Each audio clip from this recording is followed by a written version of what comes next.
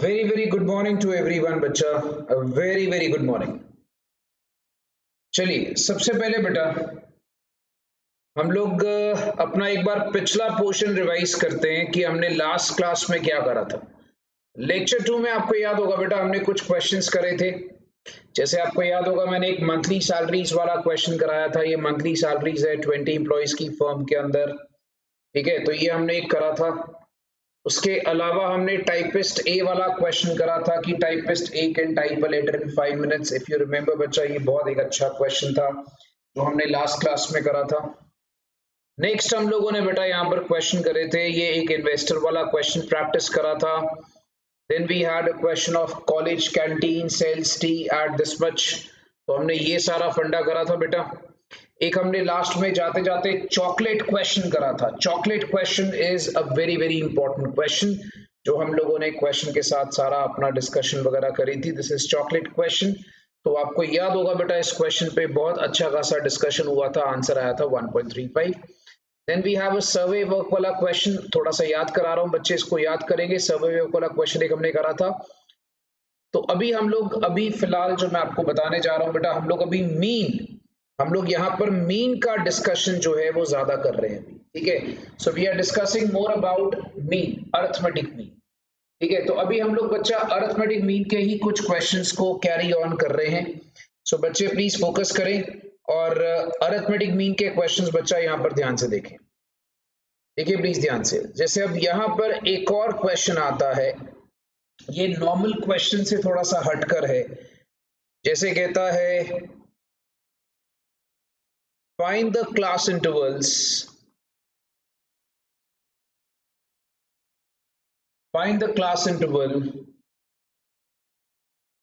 with arithmetic mean as 135.3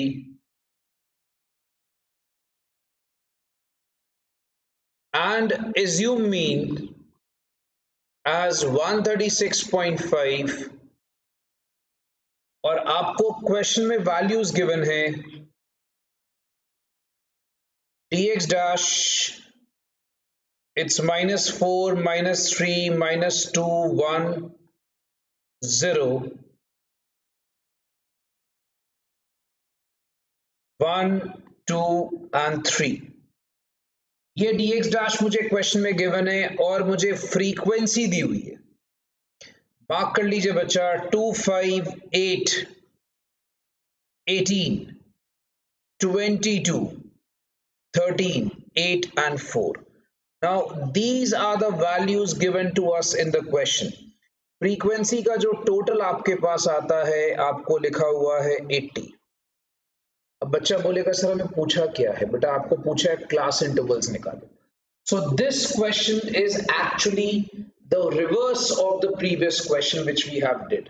सो अगर बच्चे बड़ा इसको चेक करेंगे, this question is actually the reverse of the previous question which we did. तो ये पिछले क्वेश्चन का बिल्कुल रेसिप्रोकेट है, बिल्कुल रेसिप्रोकेट है। तो अगर आप इसमें नोटिस करोगे भाई, पिछले क्वेश्चन का बिल्कुल उल्टा। नॉर्मली हमें क्या होता था, क्लास इंटरवल्स क्वेश्चन में गिवन होते थे, हम अरिथमेटिक मीन निकालते थे। इस क्वेश्चन में the concept is bit different. मुझे एक क्वेश्चन के अंदर अरिथमेटिक मीन गिवन है, एज्यूम मीन गिवन है, dx डैश दिया हुआ है, फ्रीक्वेंसी गिवन है और मुझे क्लास इंटरवल्स निकालने हैं।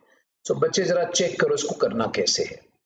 First of all let's begin with the different part. सबसे पहले आप एक काम करेंगे, आप निकालेंगे एफ डी एक्स डैश। वो क्या होगा, दोनों को मल्टीप्लाई करना है। It's -8 -15 -16 18 0 13 16 and 12। तो सबसे पहले बच्चा हमारा फंडा क्या रहेगा, एफ डी एक्स डैश निकाल लो। सो हम लोगों ने सबसे पहले एफ डी एक्स डैश निकाल लिया, that works out to be -16। -16 मेरे पास आ जाता है F D x dash. Okay, now f D x dash निकालने के बाद हम लोग जब मीन निकालते हैं तो फॉर्मूला होता है a plus sigma F D x dash over n into I, ठीक है। अब जो अरिथमेटिक मीन है, अरिथमेटिक मीन आपके पास आता है 135.3। अरिथमेटिक मीन क्या आता है बच्चा, 135.3। सो 135.3 अरिथमेटिक मीन आपके पास आता है, और एज्यूम मीन जो है आपके पास आ जाता है 136.5। 136.5, तो एज्यूम मीन जो है वो आता है 136.5 plus F D x dash minus 16 over N 80 into I, right. So ultimately ये सारी कहानी आपको पहले लगानी, because this is the normal formula. So बच्चे अगर देखेंगे दोस्त, अपने पास अरिथमेटिक मीन है, एज्यूम मीन है, एफ डी एक्स डैश है, एन है, आई नहीं है।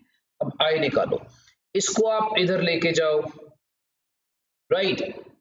अपनी कैलकुलेशंस को ठीक करो भाई। तो अगर आप इसको नोटिस करते हो, हम 135.3 से, बच्चा याद रखेंगे, 135.3 में से 136.5 जब हम माइनस करते हैं, we get the balance as minus 1.2 is equal to 16 by 80 is minus 1 by 5 into I, right। इसको क्रॉस मल्टीप्लाई करो, therefore I is equal to 6।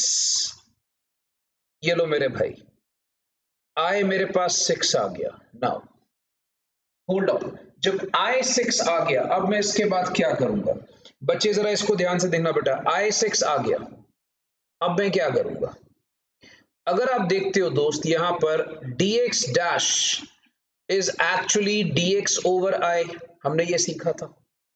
So dx dash को जब मैं I से मल्टीप्लाई करता हूं, so that is equals to dx। So बच्चे याद करते हैं, थोड़ा सा फॉर्मूले में चेंजेस करेंगे बेटा। सो dx dash into I is dx, right. हम इसके थ्रू बना सकते हैं। तो जरा अपना दिमाग लगा लो कि dx को जब मैं I से मल्टीप्लाई करता हूं, ये लीजिए, ये रहा dx डैश, जब मैं इसको I से मल्टीप्लाई करूंगा, सो I will get is dx। तो अब मेरे पास क्या आएगा, -4 into 6 -24 -18 -12 6 0 6 12 and 18। I got dx, I got the dx। Okay, मैंने क्या करा, मैंने ये सारे dx डैश को मैंने मल्टीप्लाई कर दिया dx के I के साथ, तो we get dx। Okay, now next part is dx होता है x माइनस a। बट इस क्वेश्चन को थोड़ा सा केयरफुली देखना, बिकॉज हमने सारा रिवर्स करके चलना है। You have to follow the reverse pattern. So dx is equals to dx plus a is equals to x। मैं खाली फॉर्मूलास को थोड़ा घुमा रहा हूं। dx होता था x माइनस a, तो यहां पर अगर हम डिस्कस कर रहे हैं कि dx plus a is equals to x, so यहां पर अगर आप बच्चा चेक करोगे, x की हम बात कर रहे हैं, dx में a क्या है, एज्यूम मीन। एज्यूम मीन कितना है, 136.5। तो बेटा मुझे करना क्या है, मुझे यहां पर ये करना है कि मुझे यहां पर हर वैल्यू में, जैसे -24 में, -24 में मैंने ऐड कर दिया 136.5, -18 में ऐड कर दिया, तो यहां पर आई गेट द वैल्यू 112.5। यहां पर आ गया 118.5, यहां पर आ गया 124.5, यहां पर आ गया आपके पास अल्टीमेटली, जैसे आप यहां पे देख रहे, अच्छा सॉरी, यहां पर ना -1 है, एक चीज थोड़ा सा ठीक कर लीजिएगा, dx डैश वहां -1 है, मैंने शायद लिखा नहीं, वो -1 है दोस्त। तो यहां पर ऑब्वियसली ये -6 आ जाएगा, तो यहां पर आ जाएगा आपके पास 130.5, यहां पर आ जाएगा 136.5, यहां पर आ जाएगा 142.5, यहां पर आ जाएगा 148.5 एंड देन वी हैव 154.5। ये मेरे पास x आ गया।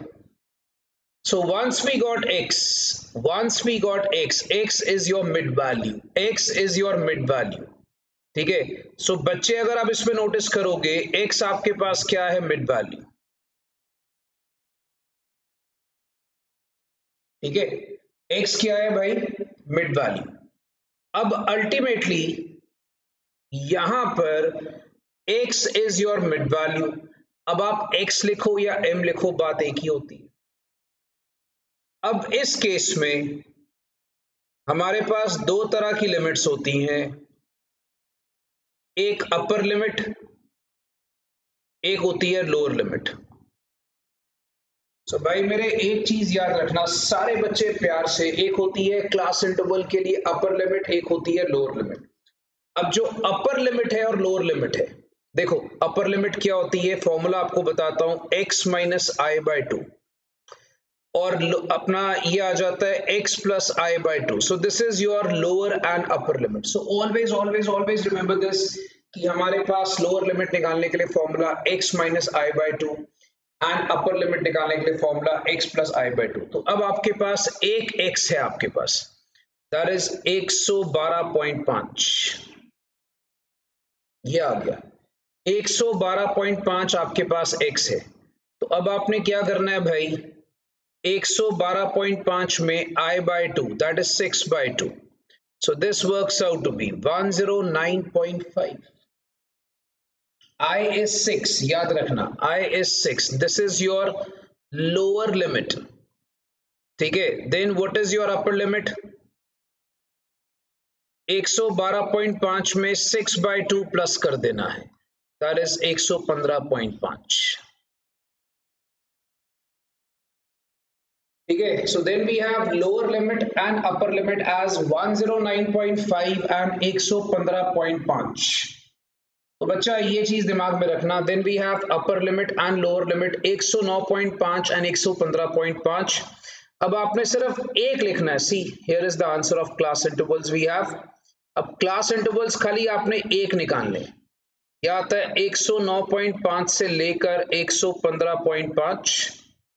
सर आगे निकालने पड़ेंगे बेटा, जरूरत नहीं, क्योंकि तुम्हें पता है आई 6 है। सो बस एक निकालना है sir, just one you have to calculate. So 115.5 से लेकर 121.5। सर आपने कैसे कर लिया बेटा, 6 का गैप है, 6 का गैप है।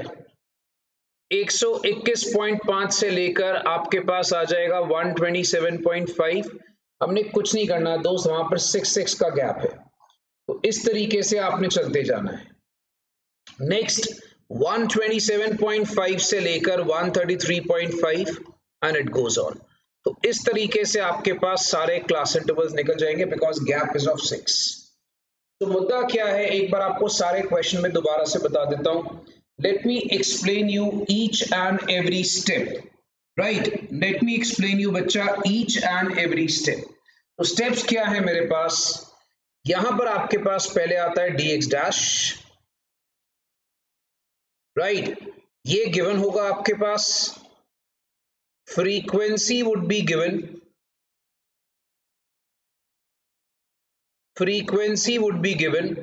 अब आपने पहले क्या निकालना है, F D x dash, okay, F D x dash निकाल लिया। फिर आपने क्या करना है भाई, वहां पर ultimately F D x dash से आपने आई निकाल लेना है। याद रखना बच्चा, एफ डी एक्स डैश से आपने आई निकाल लेना है, आई निकाल लिया, आई निकालने के बाद आपने डी एक्स निकालना है। डी एक्स क्या होता है बच्चा, d x dash into i. So ultimately आपके पास यहां पर आ गया dx, we got the value of dx,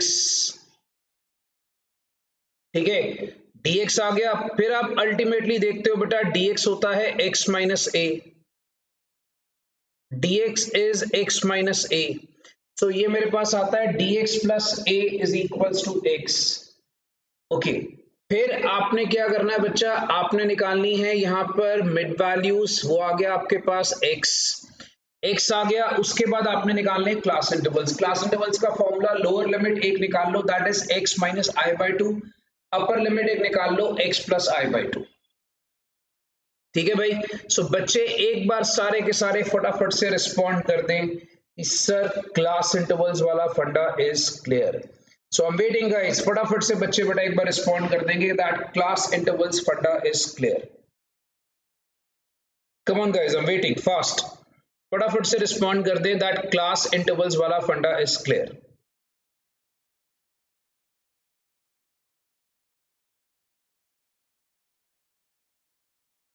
so that we can move on to the next part. So बच्चे बेटा ये स्टेप्स याद रखना, एक बार आपने लोअर लिमिट खाली निकाल लेनी है, एक लोअर लिमिट अगर आपकी निकल गई फिर आपको दिक्कत नहीं आती, ठीक है। आपको सिर्फ एक लोअर लिमिट पे फोकस करना है, एक लोअर लिमिट निकल गई, एक अपर लिमिट निकल गई, then you don't have any problems, फिर आपका क्वेश्चन जो है वो इजी हो जाएगा।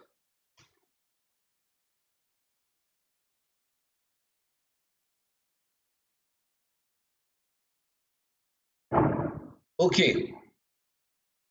Now listen to me very carefully बच्चा। अरिथमेटिक मीन के अंदर एक बहुत इंपॉर्टेंट टॉपिक होता है which is called as combined arithmetic mean.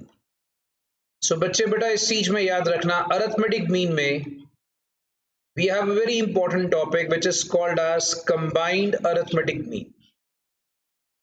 अब ये combined arithmetic mean को हम लोग इस तरीके से डिनोट करते हैं, mean 1 2 3।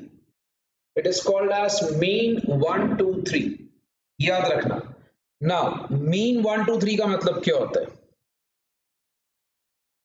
Let me tell you बच्चा, combined arithmetic mean is n1 bar 1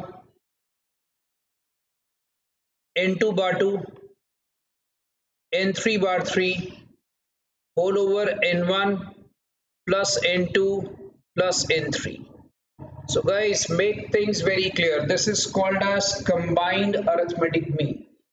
That is n1 bar 1 n2 bar 2 n3 bar 3 whole over n1 plus n2 plus n3। अब मुद्दा ये है भाई कि कंबाइंड अरिथमेटिक मीन का क्वेश्चन कैसे आता है। सी आई टेल यू, हम लोगों को प्रोफेशनल्स लेवल पे, चाहे आप सीए कर रहे हो, चाहे सीएमए कर रहे हो, चाहे आप सीएस के तरफ चले जाते हो, any sort of professional level guys, आपको कंबाइंड अरिथमेटिक इसके मीन के सम्स जो आते हैं वो ज्यादा आपको आएंगे बच्चा ऑन द स्टेटमेंट फॉर्म। तो हम लोगों ने उन्हीं सम्स पे फोकस करना है बिकॉज अभी हम प्रोफेशनल क्लास की डिस्कशन कर रहे हैं। सो हमारे पास ये सारा कुछ आ जाएगा स्टेटमेंट फॉर्म पे। जैसे हम बात करते हैं mean age of group of men, mean age of group of men and women is 30 years। तो बच्चे एक ये वाला क्वेश्चन जरूर लिखना ध्यान से, because this is the question which will be using up। So group of men and women is 30 years। Mean age of men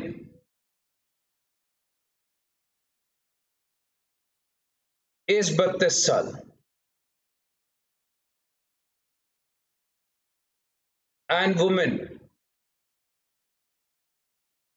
is 27 years। Find percentage of men and women in group। We have to find the percentage of men and women in the group। So बच्चा आपको पहले यहां पर समझना है mean age of group of men। Okay, so let's take about भाई यहां पर आप देखोगे group of men and women, इनकी मीन एज 30 इयर्स गिवन है।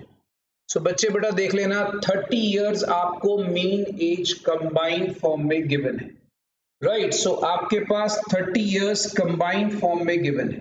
ओके, फिर हम जब बात करते हैं mean age of men, so let's say men is bar 1 32 years, women suppose कर लो बच्चा women is bar 2 27 years.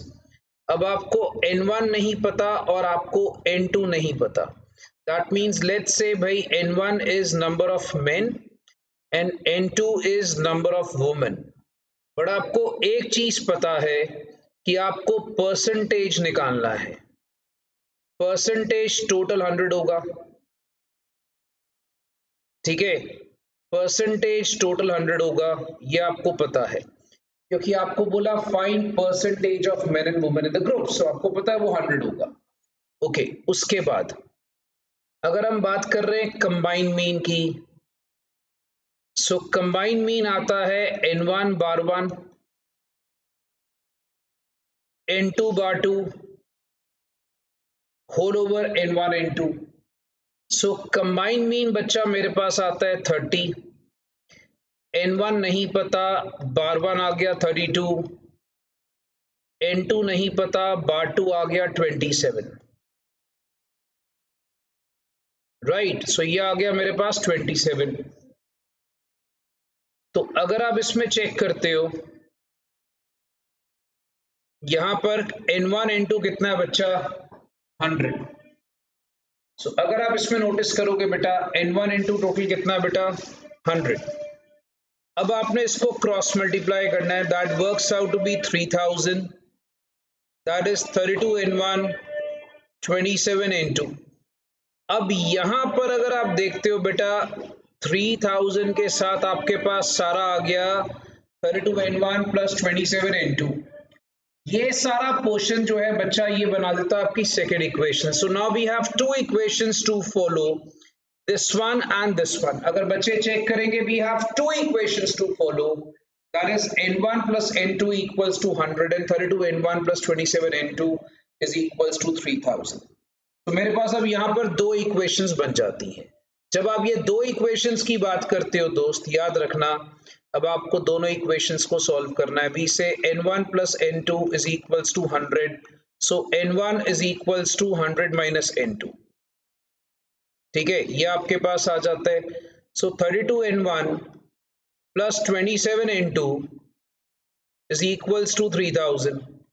so let's say 32 n1, it's 100 minus n2 plus 27 n2 is equals to 3000। so बच्चा जब तुम इस इक्वेशन को solve करोगे, this is 3200 minus 32 n2 plus 27 n2 is equals to 3000। so this actually works out to be equation solve करने के बाद, equation solve करने के बाद your n2 will come out to be 40। I hope you can solve the equation। हम professional students हैं, तो professional students इतनी इक्वेशन सॉल्व कर सकते हैं मैथ्स में। so n2 is 40, so therefore n1 is 100 minus n2, so that works out to be 60। ये लीजिए भाई। so बच्चा ये चीजें दिमाग में रखना, that's n2 और n1 40 and 60। okay, so I hope this is clear to everyone। please mention with a message that this is clear, and everybody has to respond guys, I'm just waiting that this should be clear। this is the first question of combined mean which we have to do, right? so guys अपना अपना responses जरूर रखिएगा that this is clear। okay, बेटा एक मुझसे बच्चा सवाल पूछ रहा है, बोलता है सर 1 and 2 का टोटल आपने 100 कैसे ले लिया? बेटा फिर आपने क्वेश्चन ध्यान से नहीं पढ़ा मेरे भाई, आपने क्वेश्चन ध्यान से नहीं पढ़ा दोस्त, क्योंकि वहां लिखा है फाइंड परसेंटेज, और परसेंटेज टोटल हमेशा 100 होता है। तो इसका मतलब ये होता है कि n1 और n2 का एग्रीगेट मिलाकर 100 होगा। इट्स अंडरस्टूड कि n1 और n2 का एग्रीगेट मिलाकर बेटा 100 होगा। तो बच्चा ये अंडरस्टूड वाली बात चली जाती है कि n1 और n2 का एग्रीगेट मिलाकर वहां पर 100 वैल्यू आएगी। So it's very very understandable. ठीक है, चलिए हम एक और अच्छा सा क्वेश्चन करते हैं। वी से mean monthly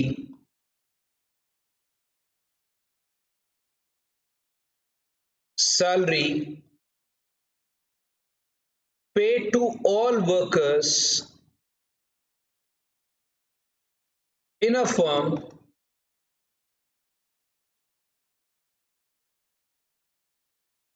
was 310।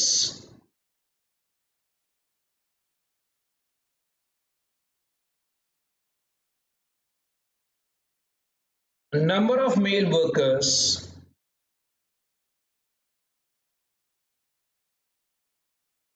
was twice the number of female workers।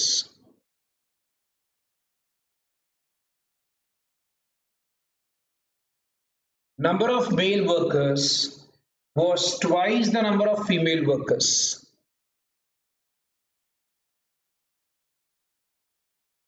if mean salary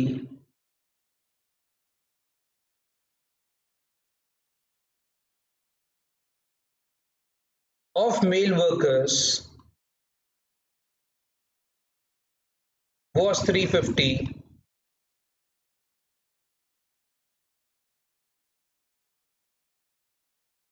find mean salary of female workers। find mean salary of female workers. So guys, we have to be very active in this part. इसको अच्छी तरह समझिएगा because this is a very good question. So बच्चे बेटा इस question को ध्यान से देखेंगे. स्टेटमेंट प्रॉब्लम्स जो हैं हमारे प्रोफेशनल एग्जामिनेशंस में काफी इंपॉर्टेंट होती हैं, तो हम लोगों ने ज्यादा स्टेटमेंट पे ही फोकस करना है. जैसे लिखा है mean monthly salary paid to all workers. So यहाँ पर अगर आप नोटिस करोगे, लेट्स से आपके पास mean monthly salary paid to all workers is your combined mean. अब लिखा है number of male workers. So हम एक काम करते हैं, let's say number of male workers. ठीक है, if you are talking about number of male workers तो we say that is N1.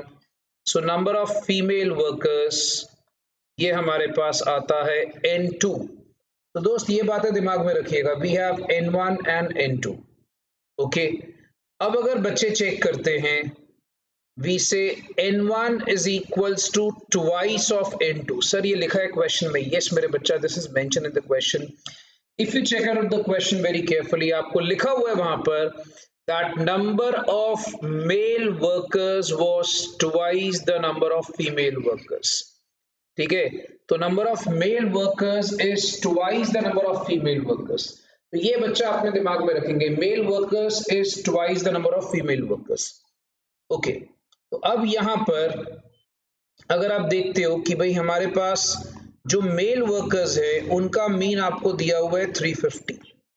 अब आप देखते हो बच्चा, कंबाइंड मीन का फॉर्मूला होता है N1 बार 1. अब जैसे यहाँ पर सिर्फ दो ऑप्शंस हैं, मेल एंड फीमेल, तो हम लोग यहाँ पर फॉर्मूले को रोक देंगे. N1 bar 1 plus N2 bar 2 whole over N1 plus N2.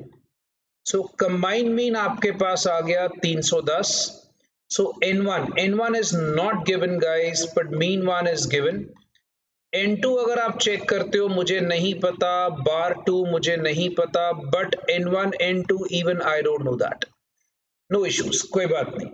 मेरे पास अभी इसकी वैल्यूज है, मैं थोड़ी वैल्यूज प्लेस करता हूं.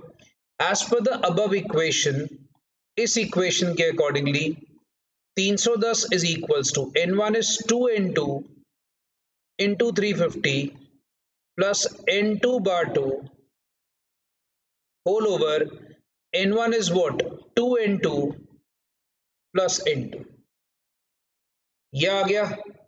तो अब ultimately 310 is equals to 700 N2 plus N2 bar 2. Guys, N2 bar 2 whole over 3N2. Now this can be stated as N2 common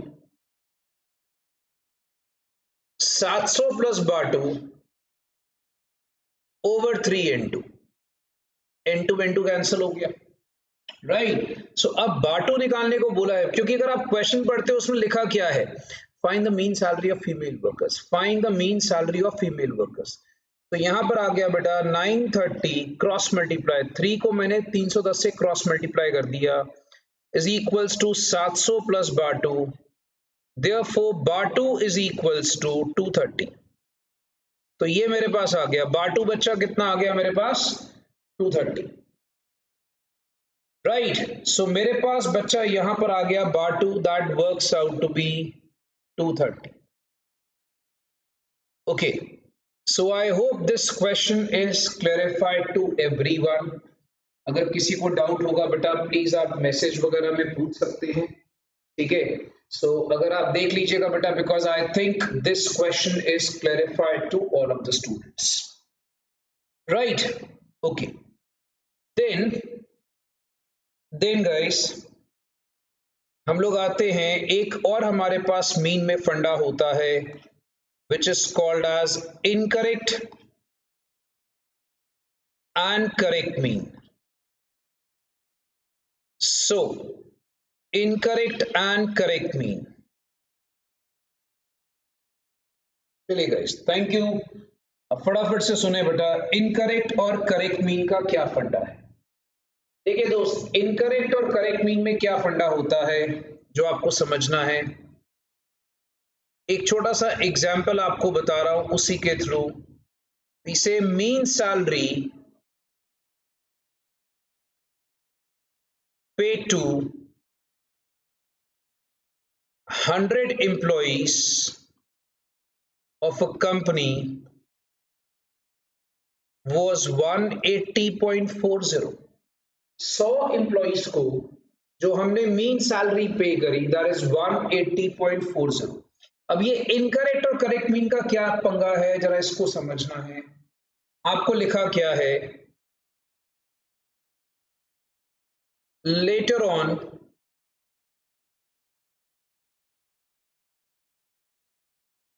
it was discovered that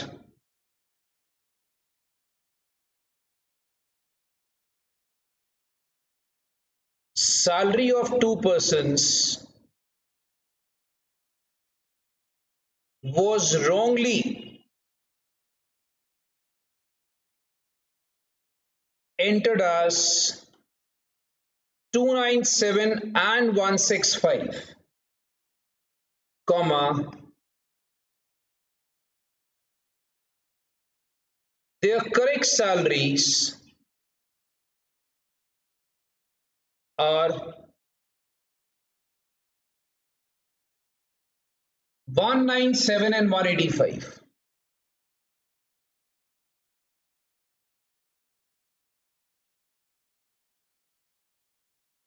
Find correct mean. Find correct mean. Okay अब ultimately हम यहां पर क्या बात कर रहे हैं बेटा कि mean salary paid to 100 employees of a company. Guys, mean salary paid to 100 employees of a company. Its mean is 180.40. ठीक है.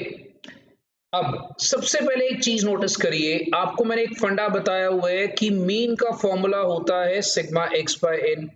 सो sigma x is mean into n. 180.40 into 100. So this will be my sigma x 18040, but ये basically incorrect sigma x होगा.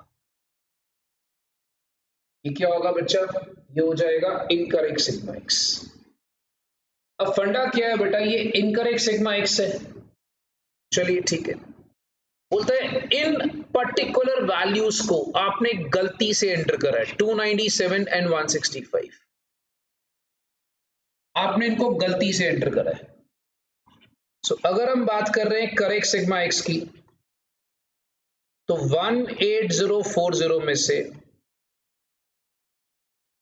297 और 165 आप minus कर दो, जबकि उनकी करेक्ट सैलरीज क्या है, करेक्ट सैलरीज है 197 एंड 185. ये correct salaries. So correct salaries are 17960. तो फंडा क्या है दोस्त, जो आपके पास इनकरेक्ट और करेक्ट का कभी भी कोई क्वेश्चन आता है ना, don't worry about it, it's very very simple. जो इनकरेक्ट वाला पोर्शन है उसको लेस कर दो और जो करेक्ट वाला पोर्शन है उसको प्लस कर दो. दैट्स इट, यही हम लोग को करना है. सो हम लोग यहां पर डिस्कस करते हैं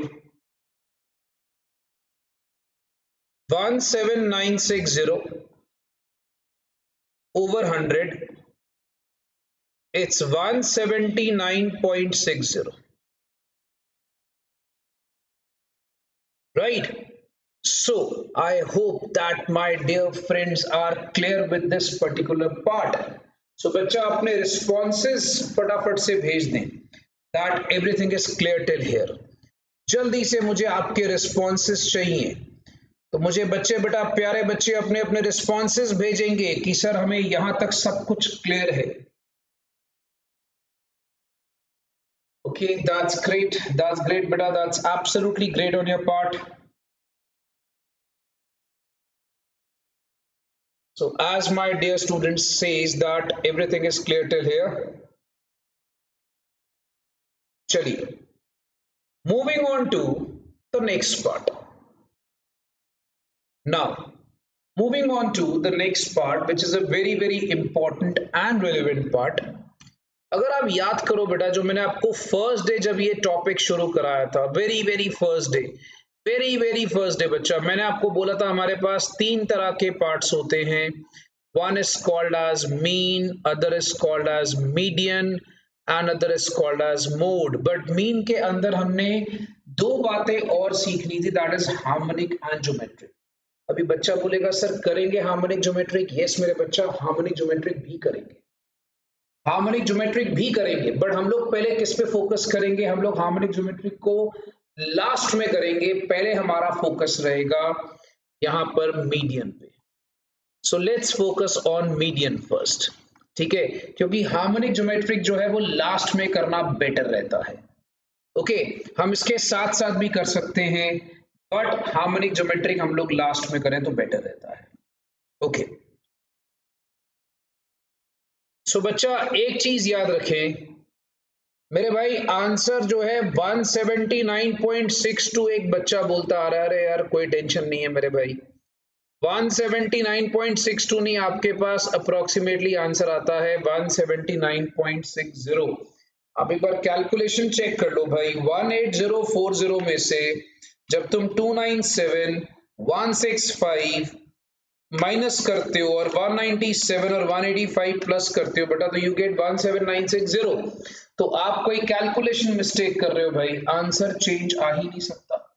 17960 को 100 से डिवाइड करोगे तो आंसर विल बी 179.60। तो दोस्त आप गलत बोल रहे हो, आंसर वो आ ही नहीं सकता। Okay, so let's begin with the median part. ठीक है, हम लोग हार्मोनिक ज्योमेट्रिक मीन करेंगे बेटा, बट वो एक नया फंडा है, उसको लास्ट में लेकर आते हैं। पहले हम लोग यहां पर स्टार्ट करेंगे, this is called as median and partition values. Now what is median and partition values? देखो दोस्त, एक सिंपल सा फंडा जो मुझे आपको समझाना है, मीडियन और पार्टीशन वैल्यूज क्या होती है। देखो, हम लोगों ने यहां पर भी एक बात खाली ख्याल रखनी है, दैट आपने कोई भी इस टॉपिक का सम करने के पहले गणेश जी की पूजा करनी है। सर गणेश जी की पूजा मतलब? देखो दोस्त, मीडियन और पार्टीशन वैल्यूज का कोई भी क्वेश्चन कवर अप करने के पहले गणेश जी की पूजा, मतलब we must arrange the given data in the form of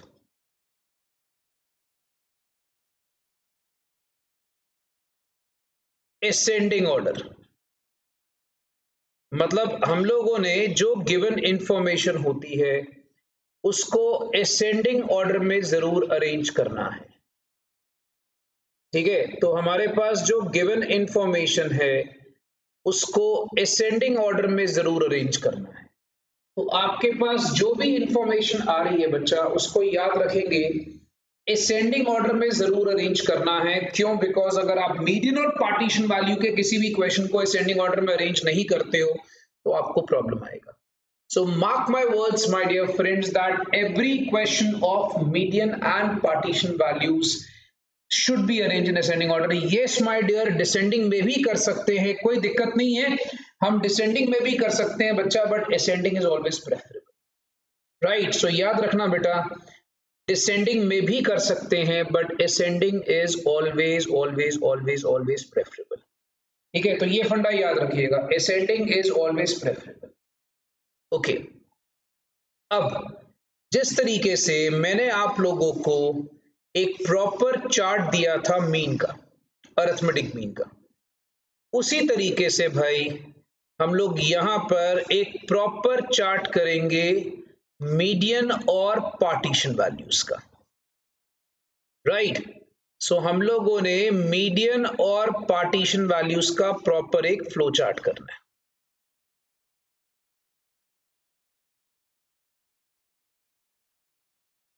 Now understand this, we have three series,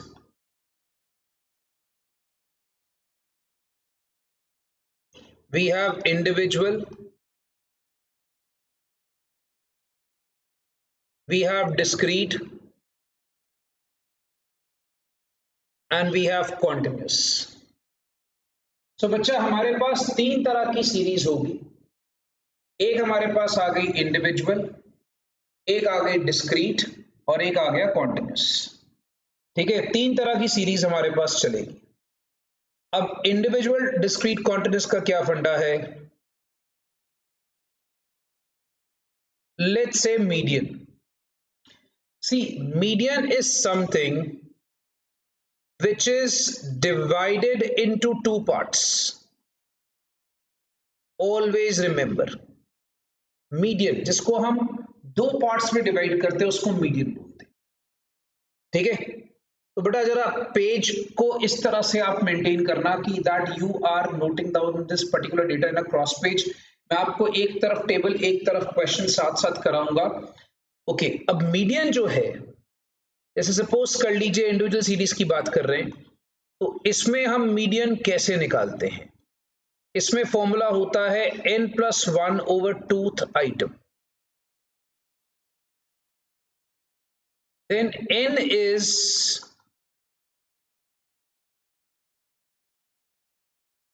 number of items. Then we have discrete series। Median का फंडा है n+1 over 2th item।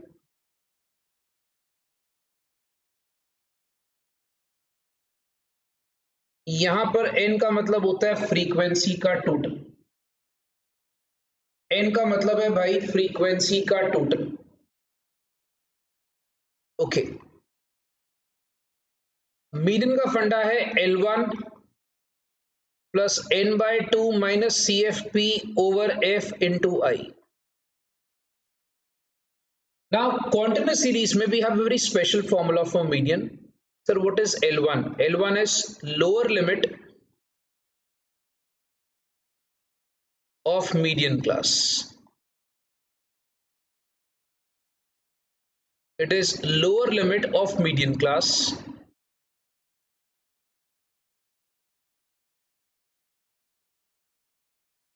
n/2 is median class, I is class width। Now what is CFP? Now question arises, what is CFP? CFP is cumulative frequency of preceding class, पिछली class की frequency. And what is F? F is, my dear friends, frequency of median class। It is called as frequency of median class।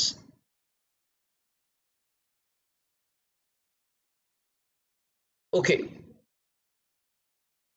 अब ये जो हमारे पास कहानी है, ये आपके पास किस तरीके से क्वेश्चंस में आएगी, हमने एक एक करके इंडिविजुअल, डिस्क्रीट और कॉन्टिन्यूस के एग्जांपल्स के साथ समझना है। तो starting with the basics, I am starting with the basics guys. हम थोड़ा बेसिक के साथ चल रहे हैं, ठीक है? तो चलिए हम एक काम करते हैं, थोड़ा सा बेसिक एग्जांपल इसके साथ साथ। मैंने आपको बोला मैं आपको आमने सामने ही इसके एग्जांपल्स कराऊंगा, तो बच्चे बेटा इसके बेसिक एग्जांपल साथ साथ कर लें।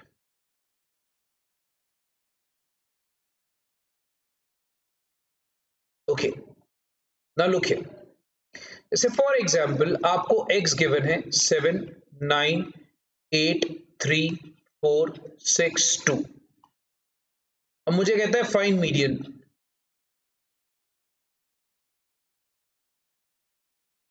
मुझे कहता है फाइंड मीडियन, ठीक है? अब दोस्त मैंने इसका मीडियन निकालना है, बट अब मीडियन जो है वो मैं कैसे निकालूंगा, मुझे ये देखना। सबसे पहले आपको ये पता लग जाता है कि this is an individual series question, right? अगर ये इंडिविजुअल सीरीज का है, सबसे पहले इसमें गणेश जी की पूजा करनी है, मतलब 2 पहले, फिर 3, फिर 4, ठीक है? उसके बाद फिर 6, फिर 7, फिर 8, फिर 9। ये अपने पास आती है गणेश जी की पूजा। गणेश जी की पूजा, सबसे पहले हमने गणेश जी की पूजा करनी। Okay, Then guys, median is equals to, हमारे पास क्या आता है बेटा, 1 2 3 4 5 6 7, 7 आइटम्स हैं, तो वी से 7 + 1 over 2th item, 7 + 1 over 2th item. So इसमें अगर आप देखोगे तो दोस्त यहां पर आपके पास आता है n + 1 over 2th item, that works out to be 4th item. Now which is the 4th item? Which is the 4th item? 1 2 3 4, यह आ गया 6. So ultimately your answer is 6. So ये एक तरीका हो गया हमारे पास मीडियन निकालने का. तो बच्चे क्या कर सकते हैं भाई, एक तो मीडियन निकालने का अपने पास ये तरीका हो गया सिंपल सा. ठीक है, गणेश जी की पूजा मत करना भूलना भाई, अगर गणेश जी की पूजा ना करी हो तो यहाँ पर सारा आंसर वेरी कर जाएगा. ओके, उसके बाद moving on to the next part, let's take one example for discrete series. Okay, like x given as suppose 10 30 40 20 50 60, frequency is given 2 3 1 5 6 2. Now ये फ्रीक्वेंसी का टोटल आ जाता है 2 3 5 6 6 5 11 11 6 17 17 2 19. चलिए जी 19 मेरे पास आ गया. But this question cannot be started before we do the Ganesh ji ka puja.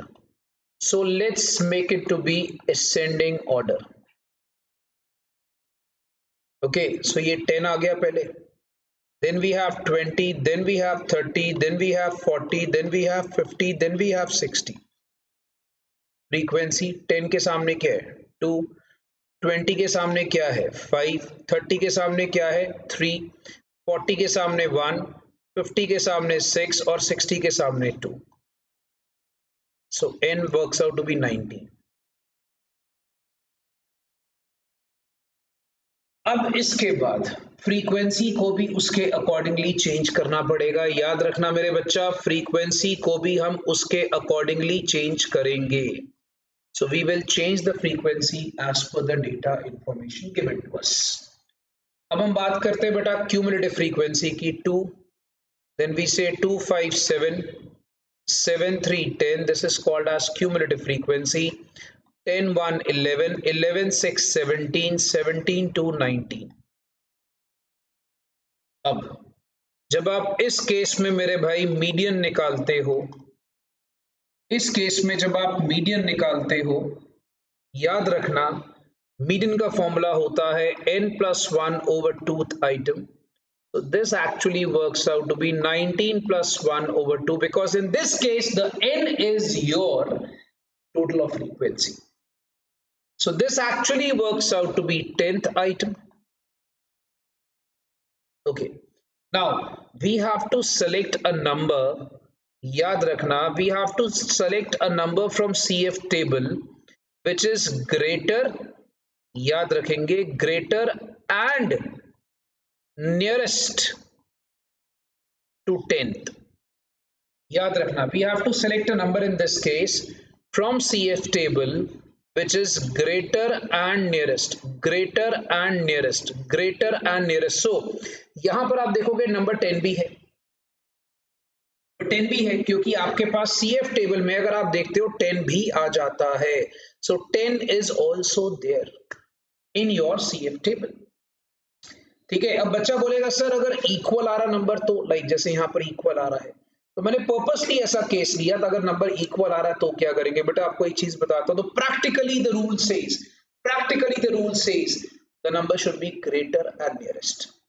It should be greater and nearest, greater and nearest. So instead of 10 I would recommend select 11. So 11 के सामने answer आता है 40. So your median is 40.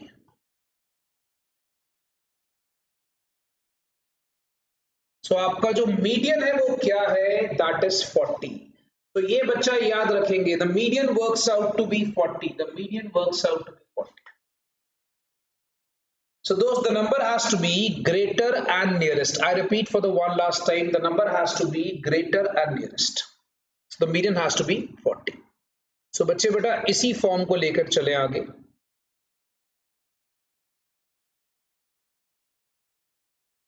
And let's do a question with cumulative frequency and class intervals. Suppose कर लीजिए एक और example लिया class intervals का. It's given 10 to 20, 20 to 30, 30 to 40, 40 to 50. Suppose ये आपको गिवन है 50 to 60 and frequency is given as 25673. So let's say 256, 257, 76, 13, 13, 7 is 20 and this is 23. तो आपको अगर इतना क्वेश्चन दे दिया, पहले आप देखोगे क्या गणेश जी की पूजा इसमें हुई हुई है. यस, क्योंकि ये ऑलरेडी असेंडिंग ऑर्डर में है. 10 से 20, 20 से 30, 30 से 40, 40 से 50, 50 से 60, ये ऑलरेडी असेंडिंग ऑर्डर में है.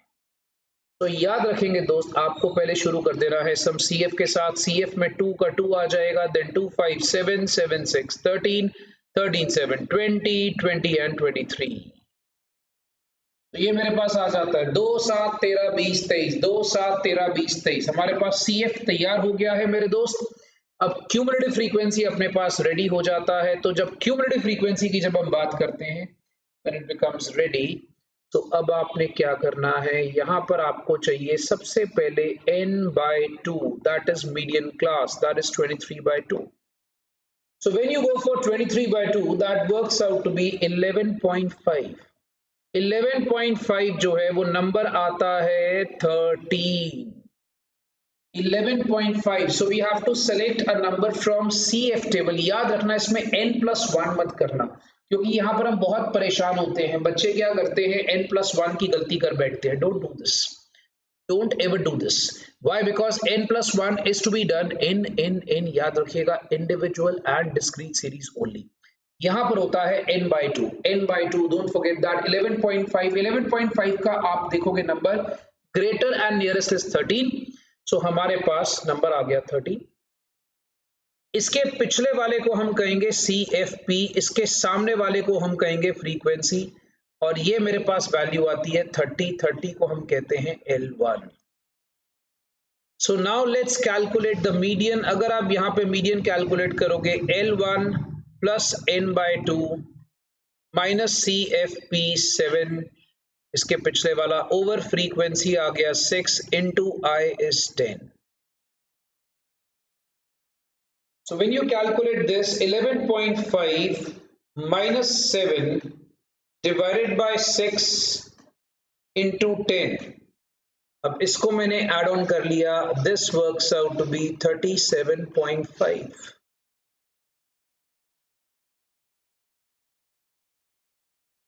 So if the basics of the median is clear with the formula, so guys you have to respond. फटाफट से मुझे अपने अपने responses भेजिए that the basics are clear. So guys, basics are clear. तो बच्चे अपने अपने प्यारे से रिस्पॉन्स भेज सकते हैं that the basics are clear for the median, so that we can move on to the next part, which is called as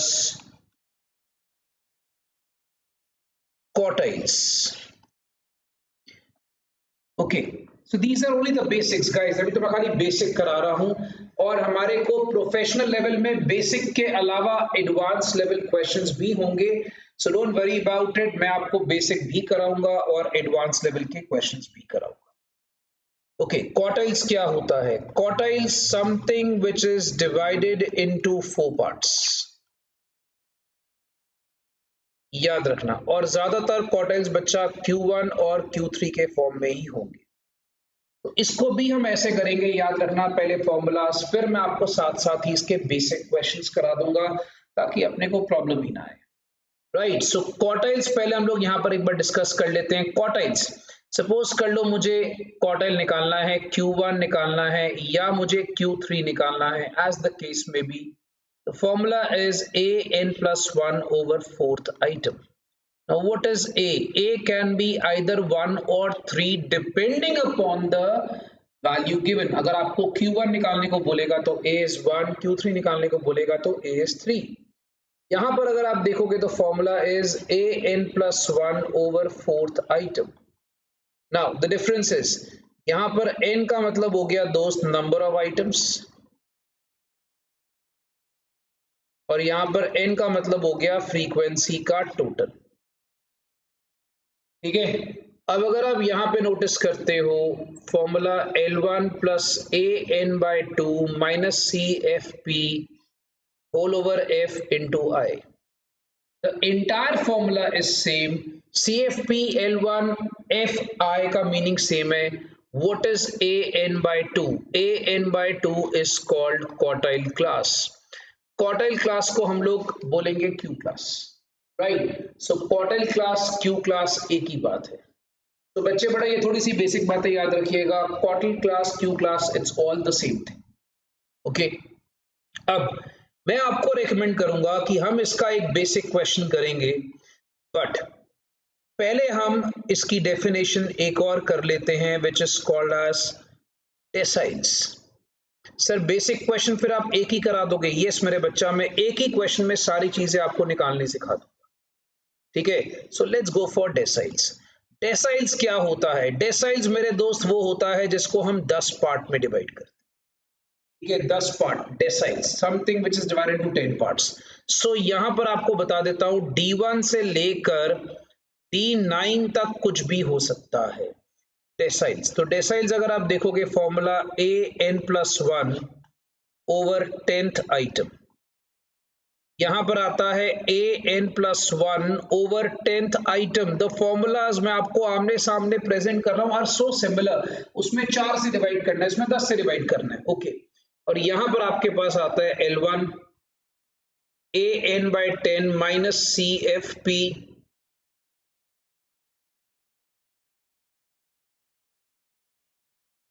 over frequency into I.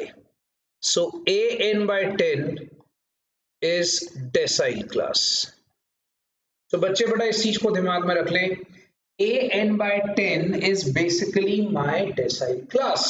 So guys don't forget this, इसको अच्छे तरीके से समझिए और proper तरीके से इसको करिए। हमारे पास ये आ जाता है डेसाइल क्लास। ओके, सो बच्चे बेटा इसको याद रखना। अब यहां पर अगर आप देखोगे ए का मीनिंग, बेटा ए का मीनिंग 1 से लेकर 9 तक कुछ भी हो सकता है, डिपेंडिंग अपॉन क्वेश्चन में आपको क्या लिखा गया है। Okay, then we have one more thing which is called as percentile. इन्हीं को ही हम पार्टीशन वैल्यूज बोलते हैं। सो बच्चा यही हमारी पार्टीशन वैल्यूज होती हैं। सो पार्टीशन वैल्यूज बेसिकली हमारे पास क्या होती हैं? परसेंटाइल्स। परसेंटाइल्स इस P1 से लेकर P99। ठीक है, परसेंटाइल्स। सो यहां पर अल्टीमेटली क्या होता है? an+1 ओवर 100 आइटम, यहां पर होता है n+1 over 100 item divided to 100 parts. Yes sir, divided to 100 parts. Why? Because the formula is same. इसको हम 100 parts में डिवाइड करते हैं। यहाँ पर आता है an/100, that's the only change, CFP over F into I. Right, so we say L1 plus an/100 minus CFP over F into I. So ये मेरे पास आता है परसेंटाइल वाला पार्ट। ठीक है, तो अल्टीमेटली ये कहानी मेरे पास आ रही है, और यहां पर सारा चीजें सेम। ए का मतलब 1 से लेकर 99 तक कुछ भी हो सकता है, डिपेंडिंग अपॉन आपके पास ए क्या गिवन है। ए आपके पास 1 से लेकर 99 कुछ भी हो सकता है, डिपेंडिंग क्वेश्चन में क्या गिवन है। ओके, सो अब हम एक काम करते हैं, इस सारे कॉन्सेप्ट को समझने के लिए, पार्टीशन वैल्यूज को समझने के लिए, let's do question one by one. For example, मान लीजिए आपको बोलता है find Q3, P7 and P64। आपको एक वैल्यूज गिवन है 5, 10, 16, 12, 11, 13 and 14 ये वैल्यूज गिवन है। अब प्रॉब्लम इसमें ये है मेरे भाई, प्रॉब्लम इसमें ये आता है कि आपको जब ये वैल्यूज गिवन है, आपको बोल दिया Q3 निकालो, D7 निकालो, P64 निकालो, तो टेंशन की बात नहीं है, क्योंकि पहले आपको गणेश जी की पूजा करनी है मेरे बच्चा, पहले आपको गणेश जी की पूजा करनी है। नहीं मेरे बच्चा, एक मेरा स्टूडेंट मेरे से पूछ रहा है प्यारा कि सर क्वार्टाइल्स की वैल्यू 1, 2, 3 नहीं बेटा, 1 and 3।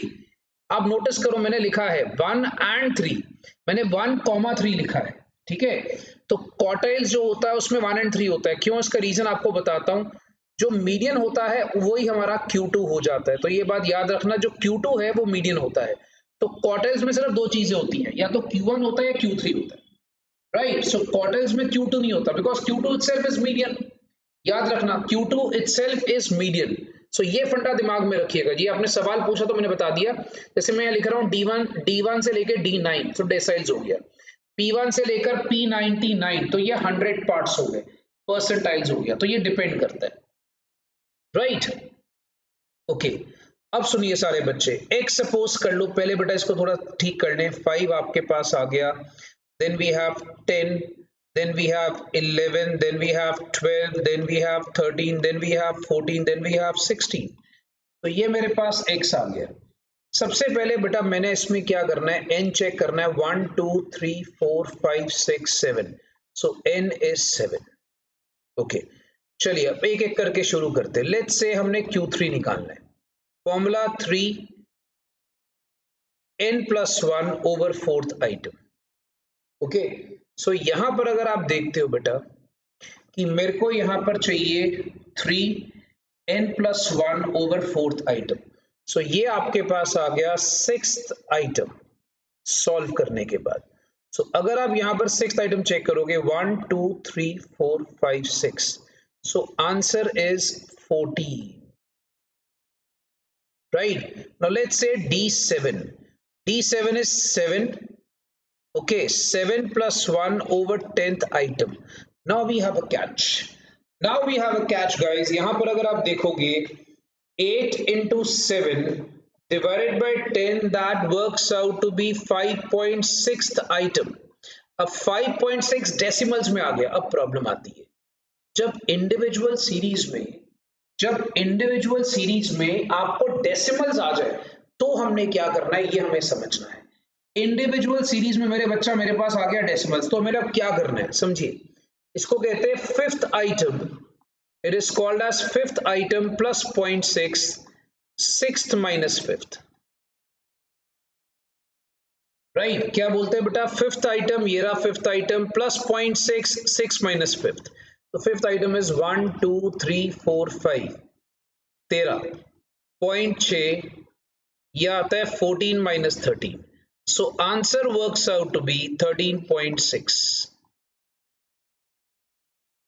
Answer works out to be 13.6. Then we have P64. So that's 64, 7+1 over 100 item. तो यहाँ पर आप नोटिस करते हो 64 into 8 divided by 100. So this actually works out to be 5.12 item, right? So यहाँ पर आता है fifth item plus 0.12, 6 minus fifth. तो फिफ्थ आइटम बच्चा फिर से वही हो गया 13 plus 0.12, 14 minus 13, right? So this works out to be 13.12। तो ये मेरे पास आता है P64। तो दोस्त ये चीजें अपने दिमाग में रखो कि इंडिविजुअल सीरीज में कभी डेसिमल में आ जाए तो फिर आपको इस तरीके से ट्रीट करना है, इसको मार्क कर लेना, चाहे मीडियन में डेसिमल आए, चाहे क्वार्टाइल्स में आए, चाहे परसेंटाइल्स में आए बच्चा। So make this thing very clear कि अगर आपका इसमें डेसिमल्स आ जाता है तो you have to treat it like this. I I hope that everyone is clear with this part. मेरे ख्याल से सारे बच्चों को ये कॉन्सेप्ट पूरा का पूरा क्लियर होगा और मुझे लगता नहीं कि जैसे इसमें कोई डाउट होना चाहिए। फिर भी अगर डाउट है तो प्लीज पूछ लीजिएगा। Definitely you have the option of messaging, so आप मैसेजेस करके अपने डाउट पूछ सकते हैं बेटा। अदरवाइज आप सारे बच्चे एक बार अपना रिस्पॉन्स कर देंगे that this is clear. Okay, so we say that everyone is clear with this part. तो हम एक काम करते हैं, एक ऐसा ही क्वेश्चन मेरे भाई हम लोग करते हैं डिस्क्रीट एंड कॉन्टिन्यूस सीरीज का। जब हम इसमें बात कर रहे हैं भाई एक्स और फ्रीक्वेंसी का, लेट्स से 10 20 30 40 50, फ्रीक्वेंसी गिवन है 6 5 9 10 एंड 10। सो अगर आप देखोगे 6 5 11 11 9 20, ये आ गया 30 और 1 40, तो n हो गया 40। ओके, सबसे पहले भाई आपने CF लेना है। CF लोगे तो वो क्या आएगा, 6 का 6 आ जाएगा, 6 5 11 11 9 20 30 और 40। आपने CF जरूर निकाल लेना है। ये क्वेश्चन में कोई मैं चेंज नहीं कर रहा because x already ascending order में गिवन है। x ऑलरेडी मेरे को असेंडिंग ऑर्डर में गिवन है, याद रखिएगा।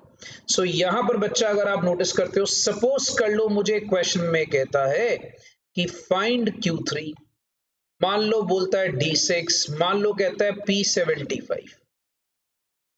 ठीक है जी, सपोज ये वैल्यूज मुझे बोला है फाइंड करने को। ठीक है, हम यहाँ पे स्टार्ट करते हैं Q3। Q3 क्या है बेटा, आपके पास सबसे पहले 3 into 40 plus 1 over 4th item. ठीक है, सो ये मेरे पास बेसिकली क्या आता है, 41 को 4 से डिवाइड करा into 3, so that is 30.75th item. अब मुझे नंबर चाहिए जो 30.75 से बड़ा हो, मुझे नंबर चाहिए जो 30.75 से बड़ा हो, दैट इज 40। 40 के सामने क्या आता है, 50, तो 50 इज द आंसर। याद रखना, I need a number which is greater than 30.75 and nearest to 30.75. I repeat, I need a number which is greater and nearest. याद रखिएगा। ओके, अब यहां पर अगर आप नोटिस करते हो, then we have D6। D6 दोस्त यहां पर आ जाएगा 6 into 40 plus 1 over 4th item. अब यहां पर डेसिमल आने से कोई फर्क नहीं पड़ता, याद रखना डेसिमल्स का पंगा सिर्फ और सिर्फ और सिर्फ याद रखिएगा, सॉरी इट्स 10 डिवाइडेड बाय 10 करना है, माफी चाहूंगा। डेसिमल्स का पंगा मेरे भाई सिर्फ और सिर्फ आपका इंडिविजुअल सीरीज में आता है, बच्चे इस चीज को नोट कर लेना। डेसिमल्स का पंगा सिर्फ और सिर्फ इंडिविजुअल सीरीज में आता है और बाकी किसी में नहीं आता। so 24.6 ये आता है 30, 30 के सामने आता है 40, 40 is your answer. I hope you guys are getting it because 30 is the number which is greater than 24.6 and it is nearest also. उसके सामने आ गया 40, 40 को मार्क कर लीजिए। इसी तरीके से P75, याद रखना मैं दोबारा से कह रहा हूं, डेसिमल आने से कोई फर्क नहीं पड़ता मेरे भाई, डेसिमल आने से कोई फर्क नहीं पड़ता। Then we have P75, 75 40 plus 1 over 100, so this actually works out to be 41 by 100 into 75, so that's 30.75 again, so again 40, उसके सामने मेरा आंसर है 50, so 50 is my answer। so दोस्त ये मेरे पास आंसर आते हैं Q3, D6, P75। तो ये अपना था डिस्क्रीट सीरीज का एग्जाम्पल। सो अगर तो प्यारे बच्चों को डिस्क्रीट सीरीज का एग्जाम्पल क्लियर है बेटा, तो अपने अपने रिस्पॉन्सेज जरूर दीजिएगा that you are clear with the example of discrete series, right. उसके बाद अब आ जाइए कॉन्टिन्यूस सीरीज। चलिए, अब अगर सपोज कर लीजिए, लेट्स से मुझे फाइंड करना है D7, मान लीजिए P85 एंड मान लीजिए Q3। ठीक है, अब suppose class intervals are given 10 से 20, 20 से 30, 30 से 40, 40 से 50 और 50 से 60। Frequency 2 3 5 6 and 4।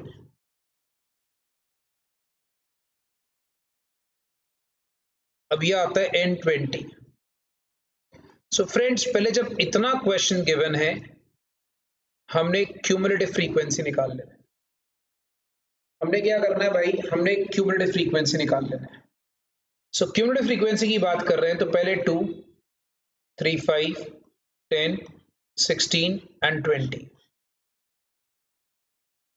ये आ गया।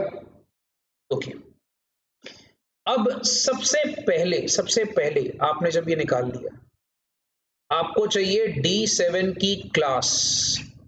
D7 की क्लास, नाउ सपोज D7 की क्लास अगर आपको चाहिए तो फॉर्मूला है 7 into 20/10। It's 7 into 20/10, that is AN/2। उसमें 2 होता था, यहां पर आपने AN/10 करना है, राइट। सो यहां पर आप देखोगे this will be 14th item, ठीक है। अब 14th आइटम जो है आप देखोगे यहां पर बच्चा आपके पास आता है 16 के पिछले वाला आता है CFP, इसके सामने वाला आता है फ्रीक्वेंसी, और ये वाला आता है L1।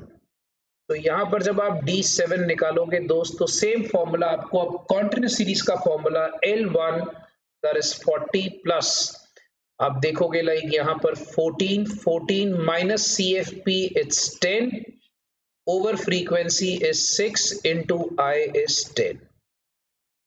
So this is my D7. This is my D7. Okay. Now अब इसको आप सॉल्व करोगे बच्चा। So this works out to be 46.67। उसके बाद अगर आप देखते हो बेटा P85, so my dear friends, P85 का पहले आपको क्लास निकालना है, दैट्स 85 इंटू 20/100। तो यह आपके पास आता है 85 into 20/100, that works out to be 17th item. So in this case we have to select 20। हमें 20 को सेलेक्ट करना है, नंबर बड़ा होना चाहिए, नियरेस्ट एंड ग्रेटर, याद रखिएगा नियरेस्ट एंड ग्रेटर। सो 20, इसके पिछले वाला अब हो गया CFP, इसके सामने वाला फ्रीक्वेंसी, और ये वाला हो गया दोस्त L1। सो यहां पर आप देखोगे 50 plus 17 minus 16 over frequency is 4 into I is 10। I think बच्चा इसको कैलकुलेट तो खुद कर ही लेगा। सो बच्चा जब इसको कैलकुलेट करोगे तो आपके पास आंसर आएगा 52.5। अब बिल्कुल ऐसे ही आपने Q3 निकाल लेना है। तो जब आप Q3 निकालोगे दोस्त, तो Q3 का पहले आपको क्लास निकालना है 3 into 20/4, so that works out to be 15th item, ठीक है बच्चा। सो वो मेरे पास आ गया 15th आइटम। 15th आइटम अगर आप इसमें चेक करोगे भाई, ये निकालने के बाद, तो 15th आप देखोगे, फिर से आप 16 को सिलेक्ट करोगे। सो यहां पर आप देखोगे आपके पास 40 प्लस वही 15 minus 10, 10 is your CFP, once again 10 is your CFP, frequencies once again 6 into I is 10, राइट। सो बच्चे बेटा इस चीज को थोड़ा सा दिमाग में रख ले, and this works out to be 48.33। तो बेटा इसको आप देख लेंगे, we have D7, we have P85, we have Q3 as the answers। सो अगर तो दोस्त आप लोगों को सबको मीडियन और पार्टीशन वैल्यूज है क्लियर, तो फटाफट से अपने अपने रिस्पॉन्सेज भेजिए। That MNP clear, median partition values का बेसिक्स मैंने आपको एक बार बता दिया, ये हमारा सारा बेसिक्स है। अभी बच्चे पूछेंगे सर क्या हम इस पे एडवांस लेवल के, प्रोफेशनल लेवल के क्वेश्चंस करेंगे? यस मेरे बच्चा, हम इसमें CMA लेवल के क्वेश्चंस करेंगे, हम इसमें CA लेवल के क्वेश्चंस करेंगे, सब करेंगे, डेफिनेटली करेंगे। सो बच्चे बेटा आपको बता देता हूं, मैं आपको स्पेसिफिकली आपके रिस्पेक्टिव मॉड्यूल के हिसाब से क्वेश्चंस कराऊंगा। सो अभी तो बेटा मैं सिर्फ आपको बेसिक्स बता रहा हूं कि एक बार आप पहले सारे बेसिक्स कवर कर लें। बेसिक्स जो है वो एसेंशियल है। Okay,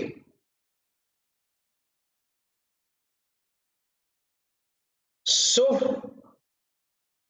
moving on to the next part which is called as mode।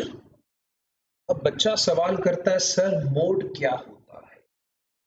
ठीक है बेटा। अब जो हमारा अगला पार्ट है that is called as mode. Mode क्या चीज है, हम उसकी बात करते हैं। चलो ठीक है, अब मोड क्या है देखिए। मोड थोड़ा सा इजी है, लेट मी क्लेरिफाई। इसमें इतने पंगे नहीं होते। मोड के अंदर भी वही individual series, discrete series, continuous series. Mode क्या होता है? Mode is called as most repeated value of data. याद रखना, हमारे पास पहला क्या होता है? Mode, the most repeated value of data.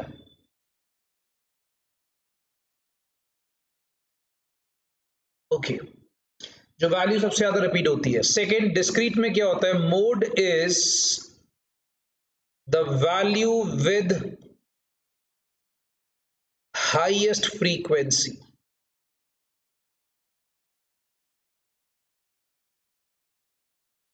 Mode is the value with highest frequency.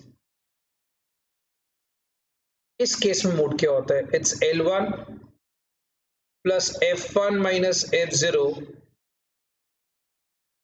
over 2f1 minus f0 minus f2 into I। अब L1 क्या है बच्चा? L1 is lower limit, F1 is frequency of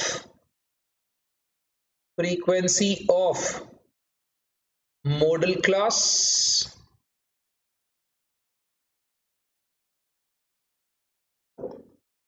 this is frequency of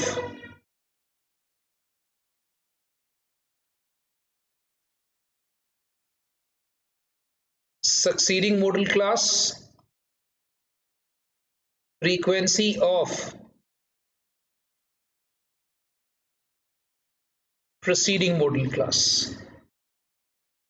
तो एक हमारे पास आ रहा है frequency of model class, एक है फ्रीक्वेंसी सक्सीडिंग मॉडल क्लास, एक है प्रीसीडिंग मॉडल क्लास। बाकी आई इज सेम, तो आई मैं बार बार नहीं लिखवा रहा।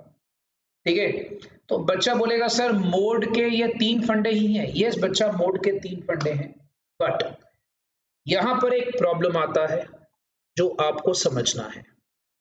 अब ये क्या बेटा, ये आ गया पंगा। पंगा, इस पॉइंट को लेकर एक पंगा आता है।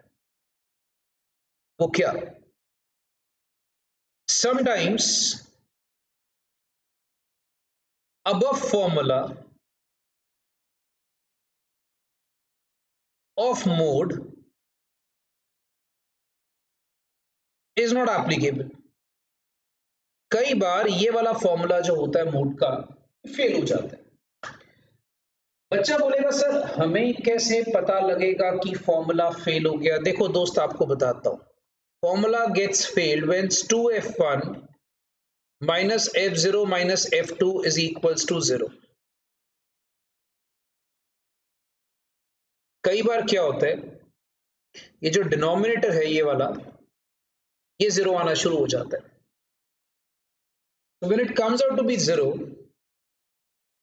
therefore याद रखना, अब इस केस में आपने क्या करना है? We use the following alternative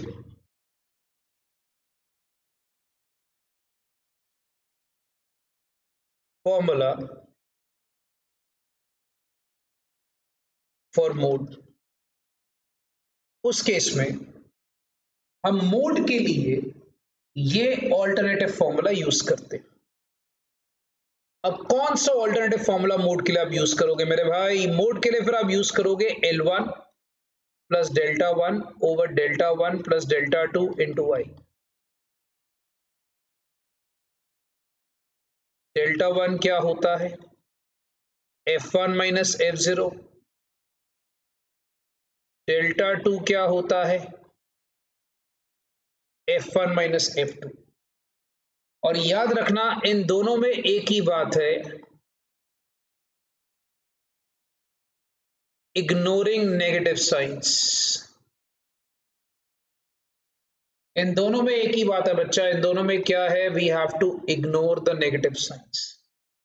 F1 minus F0 और F1 माइनस F2 के अंदर हमने क्या करना है, we have to ignore the negative signs. But याद रखना, this formula is not always applicable, we should use this formula first. If अगर कभी लग रहा है कि 2F1 minus F0 minus F2 comes out to be 0, तो फिर आप ये फॉर्मूला यूज करते हो। And this triangle shape is called as delta, और डेल्टा का मीनिंग होता है F1 माइनस F0, डेल्टा 2 मतलब होता है F1 माइनस F2। और याद रखना, we have to ignore negative signs. अब स्टूडेंट्स बोलेंगे सर कैसे? तो दोस्त हम लोग यहाँ पर वही कहानी लेकर आ रहे हैं। एक बार हम लेकर आते हैं इंडिविजुअल सीरीज, एक बार हम लेकर आते हैं डिस्क्रीट सीरीज। फॉर एग्जांपल आपको बोलता है find mode from the following, आपको वैल्यूज गिवन है 2 6 7 8 9 9 10 11। ठीक है, अब यहां पर आप देखोगे मोड का आंसर सीधा सीधा 9 दो बार रिपीट हो रहा है, बाकी कोई नंबर रिपीट नहीं हो रहा, तो आप देखोगे mode is the value which is highest repetition, that is 9। सबसे ज्यादा बार जो रिपीट हो रहा है that is mode. So individual and discrete series में मोड इजी होता है। ठीक है, आपका एफर्ट सिर्फ उसमें रहेगा। सो जैसे अब यहां पर आप नोटिस करोगे, like we have X and frequency given to us. So यहाँ पर आप देखोगे बच्चा, आपके पास सपोज 2 6 7 8 9, फ्रीक्वेंसी 6 5 11 12 एंड 10। नाउ यहाँ पर अगर आप देखते हो बच्चा, the value with the highest frequency is 12, that is 8, so mode is 8, the value with the highest frequency. तो इंडिविजुअल और डिस्क्रीट काफी इजी होता है, उसमें प्रॉब्लम आपको ज्यादा नहीं आएगी। ठीक है, जो बेसिकली आपने फोकस करना है वो आपने करना है कॉन्टिन्यूस सीरीज में। सो दोस्त कॉन्टिन्यूस सीरीज जो है, हमने उसी पे ज्यादा ज्यादा ज्यादा ज्यादा फोकस करेंगे। इसमें क्या आएगा भाई, सपोज कर लीजिए class interval is given to us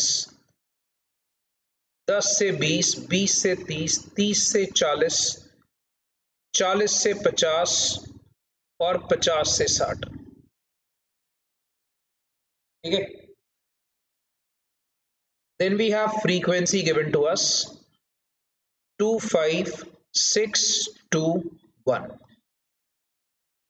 okay, N ले लीजिए 2 5 7 7 6 13 13 2 15 एंड 1 16। ओके, अब मुझे अगर यहां पर मोड निकालना है, सबसे पहले I have to select F1। तो F1 क्या होगा बच्चा, ये the highest frequency is called F1।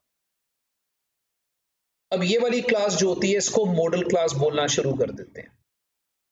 ये वाली क्लास को हम क्या बोलते हैं बेटा, this is called as modal class, this is called as modal class. Okay, so अब इस केस में हम लोग क्या करते हैं, इसके पिछले वाले को F0 और अगले वाले को F2। याद रखना मेरे भाई, पिछले वाले को F0 अगले वाले को F2, पिछले वाले को F0 अगले वाले को F2 बोल दिया। ठीक है, अब इस केस में मेरे बच्चा जो मोड होता है वो आपने निकालना है L1, L1 इज 30, ये देखिए 30 plus F1 6 minus F0 that is 5 over 2F1 minus F0 minus F2 into I is 10। सो ये कैलकुलेट करोगे तो आपके पास मोड आ जाएगा, राइट। सो यहां पर अगर आप देखते हो,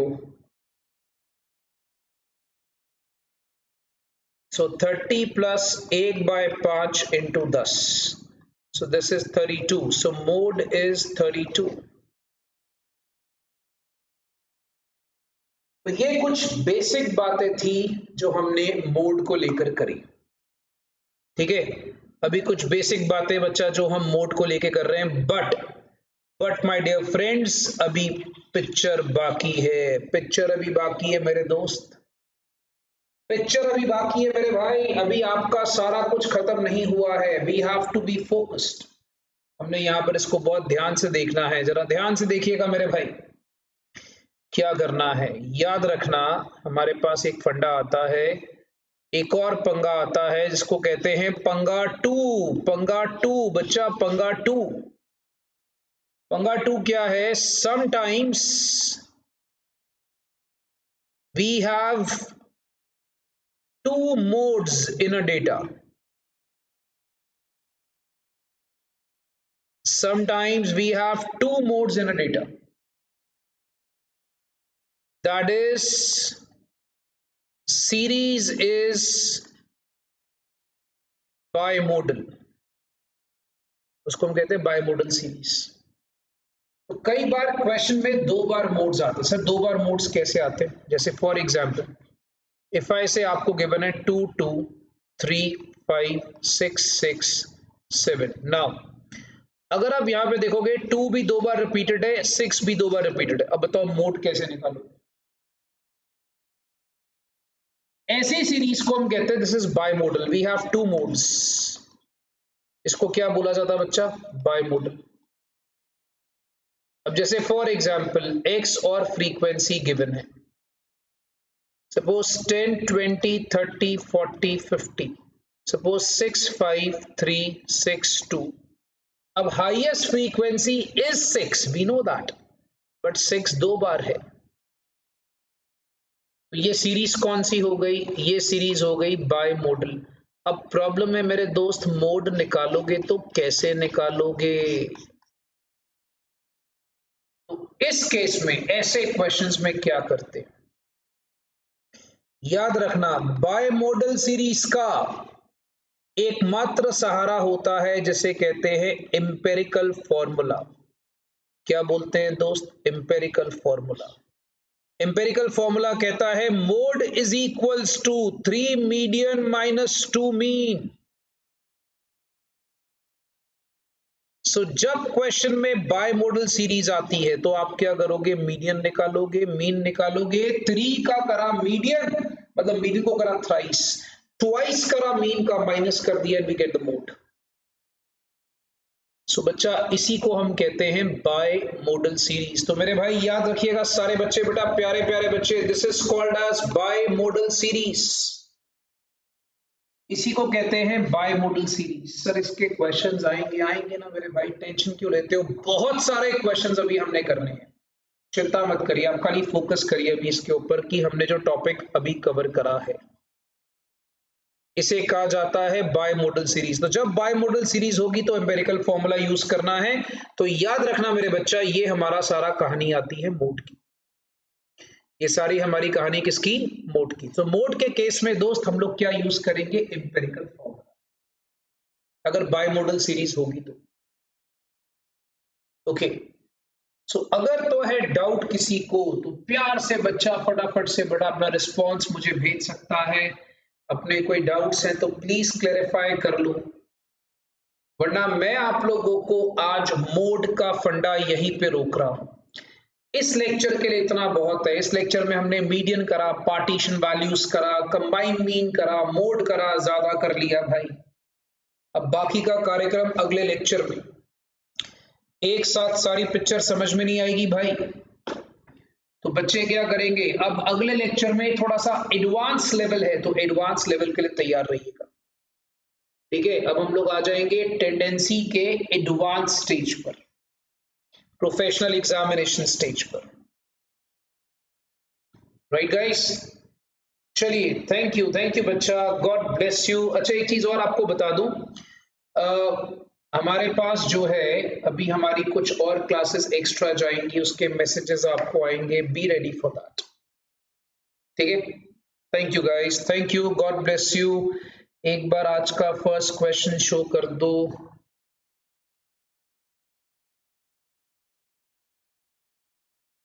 ओके,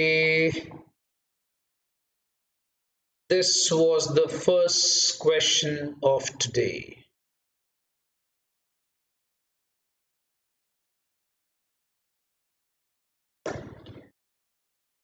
Right?